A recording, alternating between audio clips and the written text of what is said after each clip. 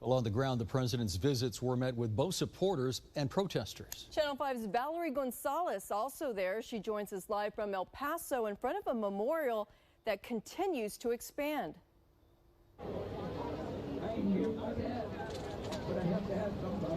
Every time we've come to this memorial, there's always something different to see. What started with just flowers and candles has become so much more. There's also posters all along the edge of Walmart sharing messages from the community, and certain themes have emerged like ending racism, binationalism, and even some messages left for the president. People have come here expecting to find solace. We find mariachis have come here, and matachines were here earlier. There were bagpipes that were being played. Beto O'Rourke was here. Dan Patrick is here now.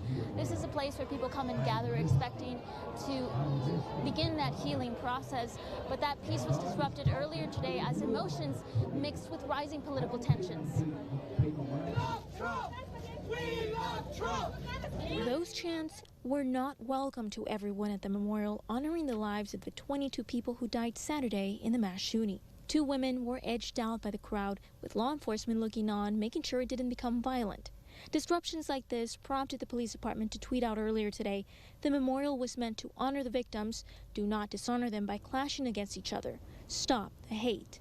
President Trump visited victims, their families, and first responders.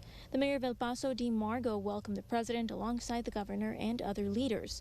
But the visit came at a tumultuous time for the city. I believe that the level of fear has increased in our communities.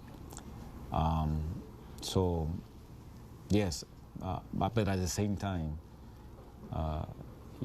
it is important to say that little by little that fear is being transformed into anger. People is upset. Border Network for Human Rights founder Fernando Garcia says that anger is coming from the immigrant community out of fear that they have become targets for attacks like this one. Garcia says that anti-immigrant sentiments, no matter where they come from, fuel that fear. Wars had consequences, and I think we cannot ignore that. Senator Ted Cruz also greeted the president. He said no one should use a tragedy like this for political gain, and that he was appalled by the suspected gunman's manifesto. We need unity. We need to come together, and I think the rhetoric, I think everybody needs to ratchet down the rhetoric on both sides of the political aisle. This is a divided time, but when it comes to hatred, this was a bigoted white supremacist terrorist. The president now back in D.C., but here in El Paso, the search for balance between peace and inclusivity of all races goes on.